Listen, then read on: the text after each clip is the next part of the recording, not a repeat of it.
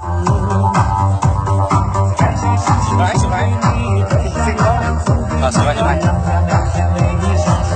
Xin không chịu được. Có người yêu gì em ơi? Có người yêu chưa? Bắt chồng không? Có chồng là bắt luôn.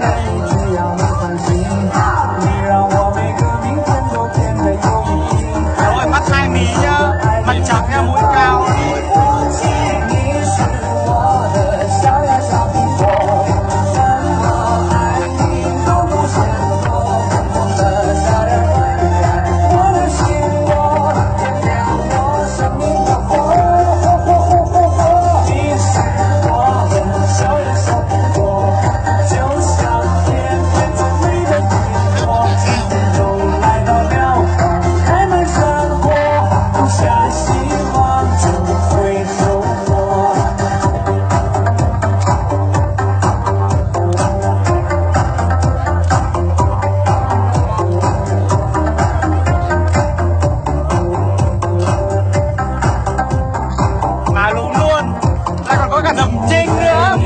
Đồng tiền đã có Đồng Trinh im mồm mà đọc cho quay có em gái xinh quay chẳng thế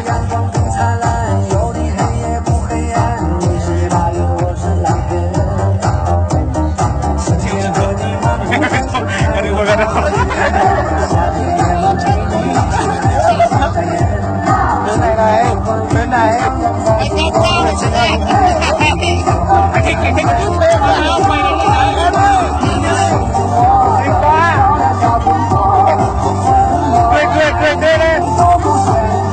đồng tiền thì còn Đồng Trinh ở bên trái anh quay bên phải Đồng tiền bên trái Đồng Trinh giống mình phết cười đấy đi bắt 2 mí tắt con máy của anh đi bịt mồm bằng cái này anh ơi anh lớn rồi anh có vợ rồi bọn em chưa người yêu anh có vợ rồi chúng mày anh ơi có vợ rồi em ơi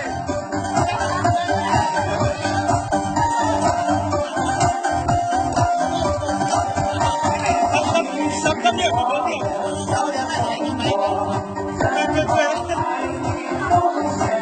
em ăn gì đây em ơi cái gì đấy ăn gì ơi